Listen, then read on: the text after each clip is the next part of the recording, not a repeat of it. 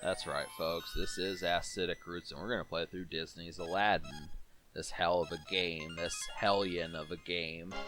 6 stages of pulsating, rage quit inducing action.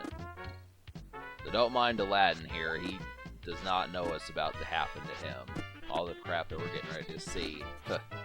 But it's a fun game. I definitely give it a high score in terms of rank, but I would have to say that it'll probably make you rage quit, which is what happened with me across the past 4 years with this game. I was going to play through this game last year to coincide with the movie. You probably think, well, Acidic Roots, you know?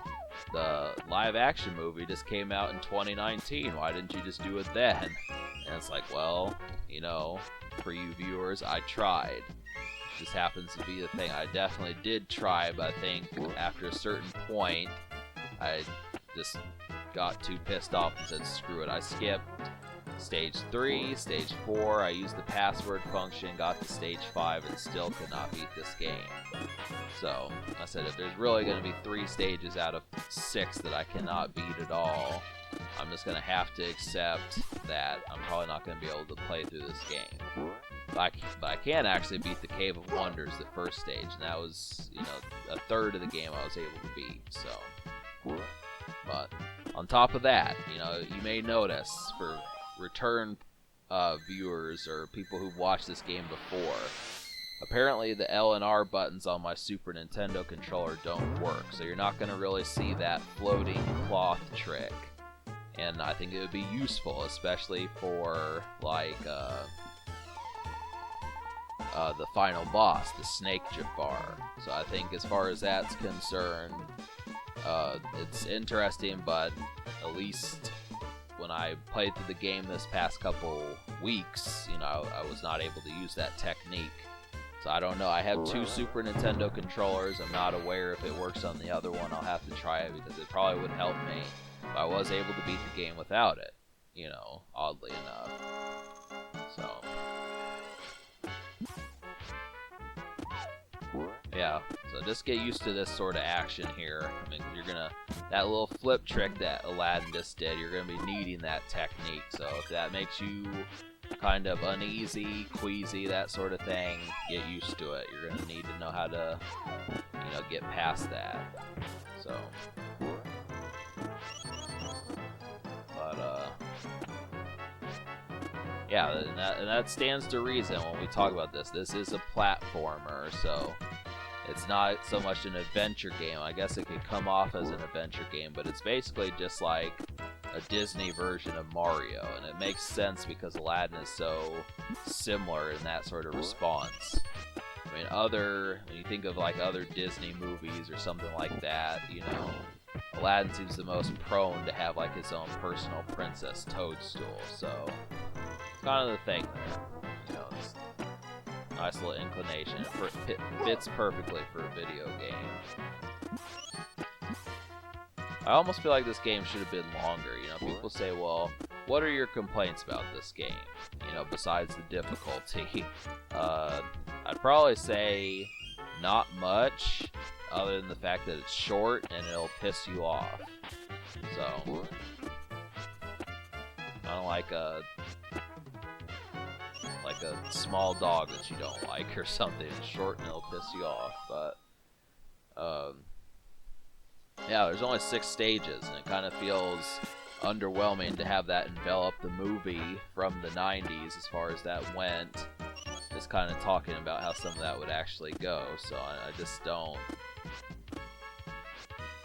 I don't remember, you know, that movie is 30 years old, damn near. So this is the translate. I mean, this might as well be what it is. It's like playing a Star Wars game or something. You know, you have to. It's like, oh yeah, it's kind of.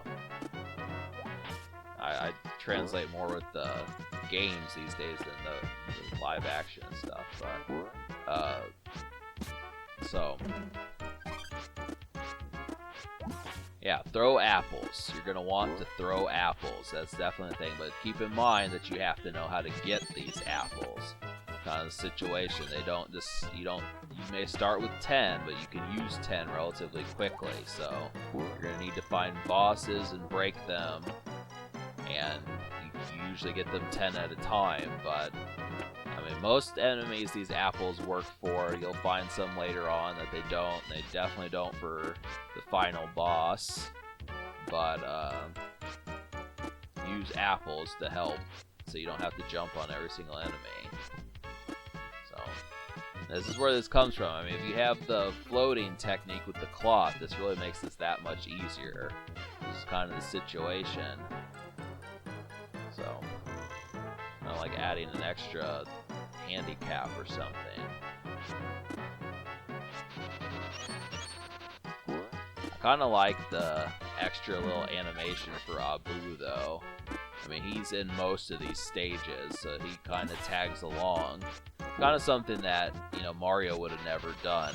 This is like having like a secondary character that's kind of just getting to the stage also. I don't think it could have been a 2-player game, but it's at least they went to the effort of trying to get him through it, so. But he doesn't really help you that much. I mean, most of the stuff is just behind the scenes, so it's not like he's going to get you, like, some apples or something like that. You know, meat, something of the sort. But, okay, here's the boss. So, now it's time. This is the only boss in the game, besides Jafar. But, you know, you'll see by the cheapness of this enemy that may be a good thing. Apples don't work on him, so you can piss him off just by hitting him in the face with one. You feel like being funny, but, yeah.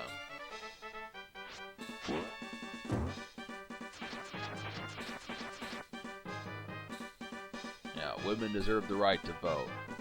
Don't. That's probably, you can say some shit like that. Just, but yeah, definitely when he does that. So the key to this match, which I didn't quite understand, was just to wait for him to swing, jump on his head, and then go on the green cloth to avoid him when he gets pissed. Which is just the whole thing. That's all you do. That's all you need to do. If you can't figure that out, you're definitely not going to be able to do the rest of the stage, or the rest of the game. But that's all you do. That's essentially it. It's a cheap tactic, but there's really no way to beat this enemy just because he holds his sword over his head, and it makes it difficult to attack him. And the apples don't work, so they contribute in no way to making this battle easier.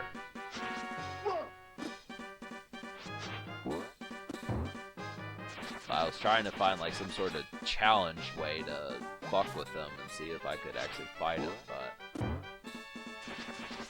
I suppose if you're skilled, you can actually, you know, fight him without the cheat method, but it seems like it, you know, you just would have a better time doing it that way. So, half and half. You can see it half full, like he almost beat me or he almost didn't beat me. Either way. Now it's time for some nice cutscenes.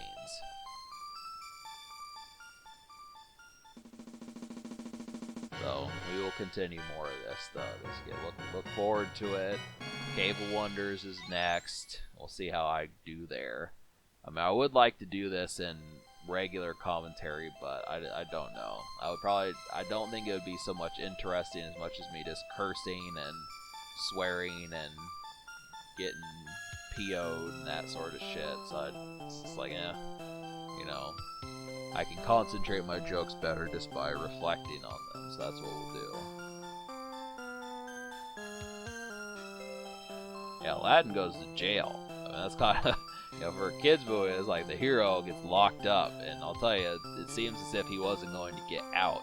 They didn't say, oh, you'll get out in 5 days or 20 days. I mean, for him to be chained to a wall, I mean, but then I suppose I don't know what time period this stuff comes from. If this is like the 1900s or wherever the hell this comes from, this is like, well, you know, you gotta understand. I mean, they treat him like they're getting ready to chop off his head or something, you know. But all right, so stay tuned for stage 2, and you'll find out what happens next. If I didn't spoil it, or if you get the idea.